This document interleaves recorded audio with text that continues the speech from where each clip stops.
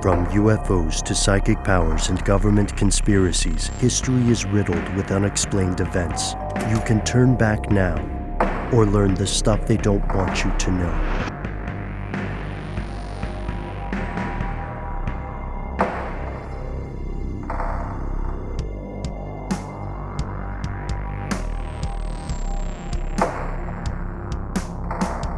Today we're going to talk about the ongoing problems with Amazon, with workers' rights, with moves toward unionization, and with the great injustices of late-stage capitalism.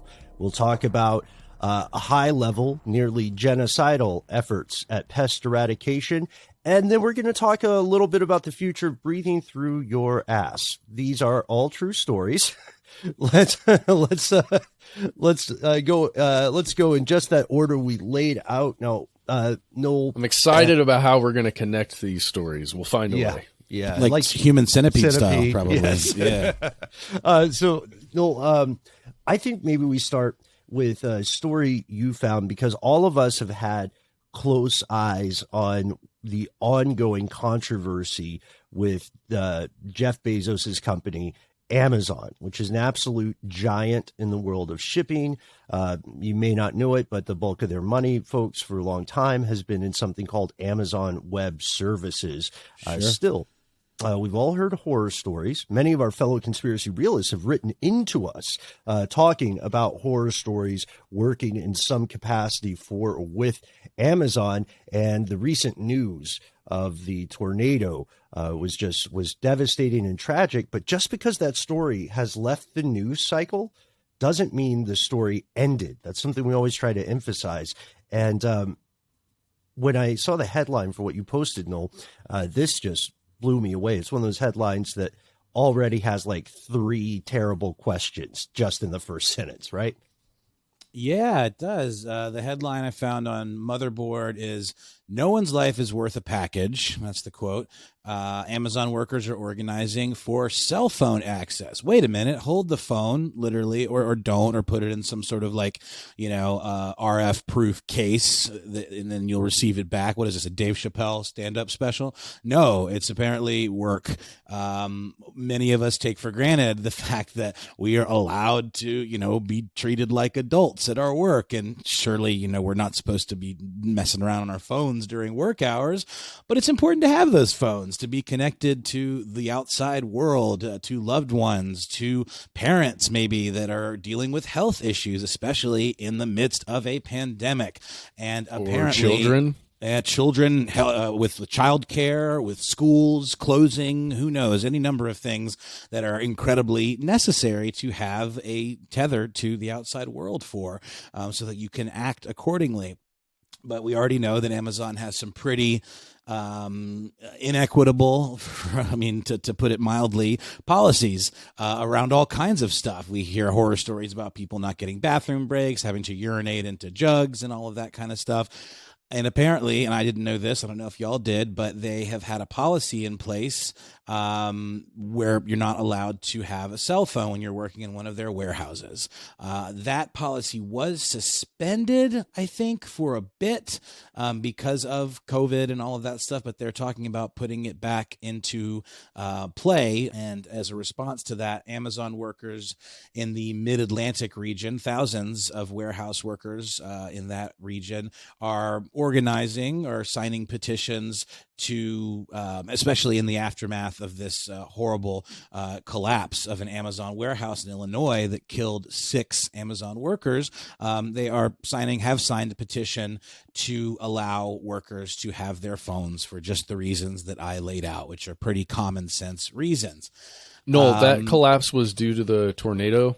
Or correct. tornado system that went through? Okay. That's right. It was. And there's another sort of side story that I wanted to mention too. This is only being reported in one place. We'll get to the cell phone bit in a second. But a local news station in the Midwest area, let's see, from Nexstar MediaWire, there is a report that a particular Amazon employee who, for obvious reasons, remained anonymous in Edwardsville, Illinois, was instructed. I mean, now drivers are a different story. They obviously have to have a cell phone for, reasons of communicating with their hub, with their supervisor and all of that for getting information and all of that and updating on routes and what have you. But apparently when a shelter in place order came through, in addition to, sirens indicating inclement weather, shelter in place, this employee in Edwardsville, Illinois, allegedly texted in to their supervisor and said, "Hey, things are looking really bad. I need to come back." To which the supervisor replied, according to a screenshot that was sent to this news outlet, "Okay, just keep delivering. We can't just call people back for a warning unless Amazon tells us to do so." About a half hour later, the driver said that they were hearing tornado alarms, but was told again to just keep delivering for now. At which point the driver responded and said, "I'm hearing a shelter in place warning. There's nowhere suitable to shelter in place other than the van that I'm in," which is obviously not a suitable place to shelter because and all the places, it's a van. All the places they were delivering to were closed. I found this in Deseret.com as well as Bloomberg. Like, the back and forth is crazy. The most dystopian thing I saw in the full interchange was the supervisor eventually said, "If you decide to come back, the choice is yours, but I can tell you it won't be viewed as for your own safety. Safest practice is stay exactly where you are. If you decide to return with your packages, it'll be viewed as you refusing your route, which will ultimately end with you not having a job come tomorrow morning." That is an unhelpful ultimatum. It's not only unhelpful, it is just egregiously neglectful. The final communication that was shown in the screenshot sent to Bloomberg was the sirens are just a warning. Of course, not very long after, the warehouse did collapse. The roof fell in. The area was hit directly by the storm system, and things went very, very poorly. So that's, part of the issue. It's separate from the cell phone story, but it just kind of shows the culture that we're dealing with in Amazon. And there's another part of this petition.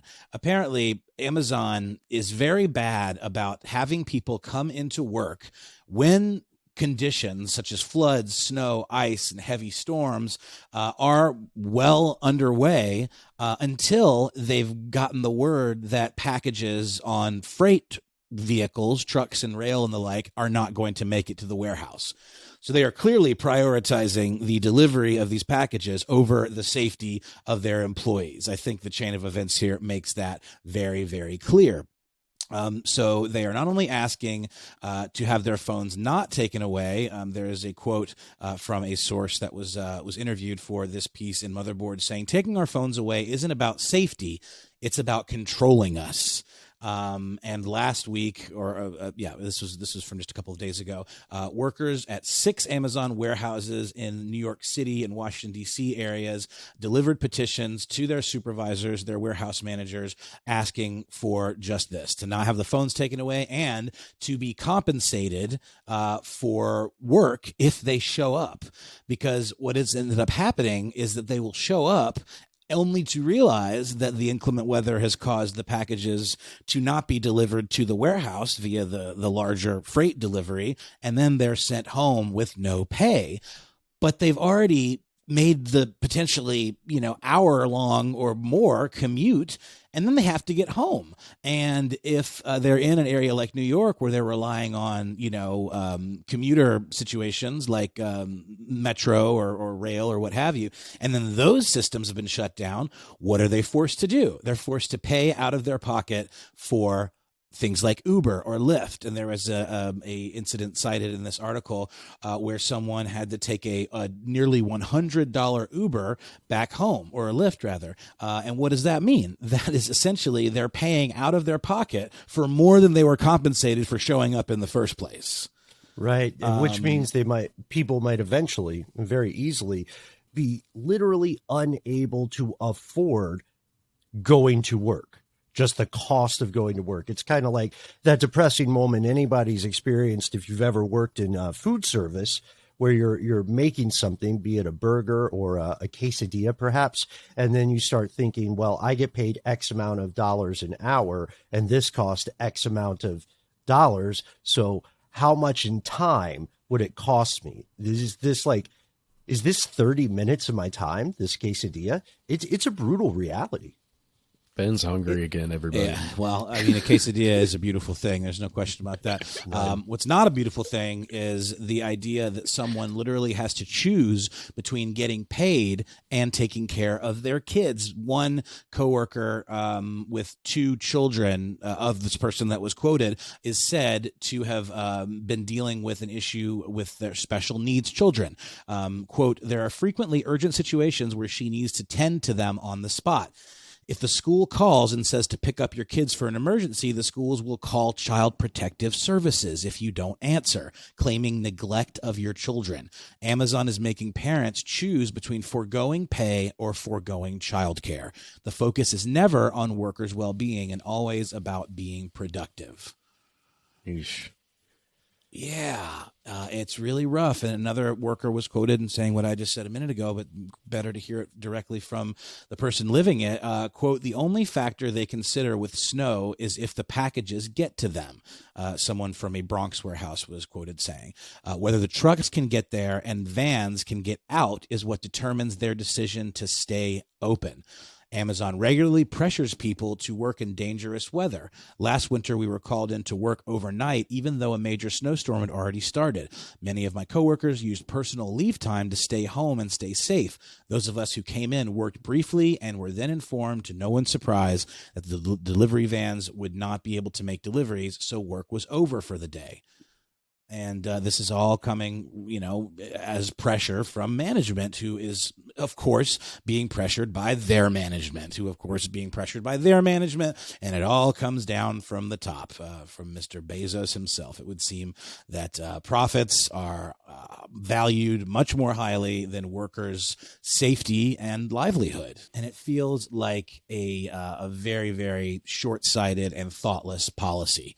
I mean, everybody's all about convenience, what Amazon provides, but the more and more stories like this that we hear, the less comfortable I think people with a conscience are going to be using Amazon.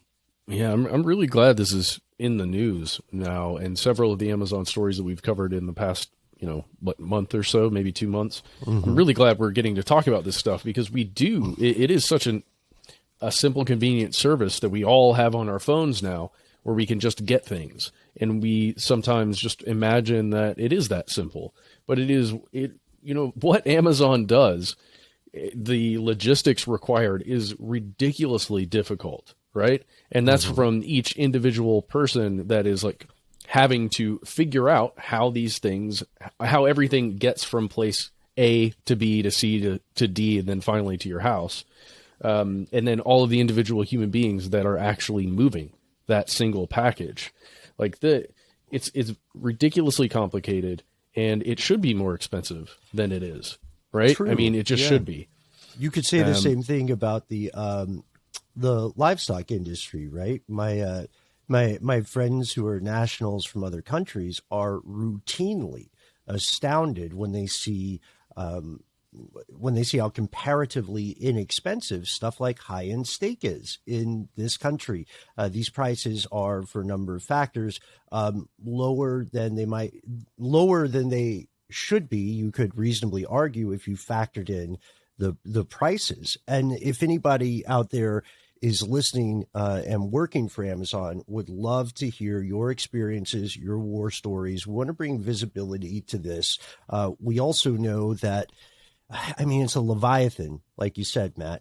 It's something that some people will have difficulty trying to not have any involvement with or any interaction with at some point. The thing that gets me about this is going back to that earlier example of the anonymous driver who was texting her supervisor during a tornado. You'll be happy to know, I guess, at least, that this driver did survive. They were finally allowed to shelter in place because the building, the warehouse was not able to take packages. That was it. Because the place they were supposed to go literally fell apart and 8 people died. The supervisor finally said, well, okay, I guess I'm convinced now. And this article in Motherboard is by Lauren Kaori Gurley, and the other one I mentioned from News Nation, citing the Bloomberg report, was by Michael Bartimoro from Nexstar MediaWire. And just to wrap this up, there is a statement from an Amazon supervisor named Maria Boschetti, or not a supervisor, rather a spokesperson, who previously had denied to Motherboard that Amazon exhibits this type of behavior, pushes workers to show up during inclement weather. And this is what she had to say. Quote, "The safety and well-being of our employees and the drivers who deliver our packages has always been and continues to be our top priority. We did, in fact, close sites in advance of Hurricane Ida and have closed sites, ceased deliveries, or delayed shifts when appropriate in other events involving hurricanes, flooding, winter storms, high winds, or wildfire smoke. And we closely monitor ongoing weather events and follow the guidance of state, county, and federal officials on the decision of when to close a site. We evaluate different scenarios and have closed sites when appropriate." Sounds like a company line. A lot of talking points exhibited here. Not surprising, but it does kind of run counter to all of the evidence that we've seen, in real life. And it's also worth mentioning the supervisors who were presented these petitions refused to receive them. Right? Like, what's that about? I mean, I guess that's a policy, right? They're told we do not take petitions directly from employees. So they are essentially saying, we do not hear you. We will not hear you. We're going to cover our eyes and ears and be like those little monkeys in those little figurines that you see at thrift stores. Yeah. I think the official word is you have to have Petition Prime.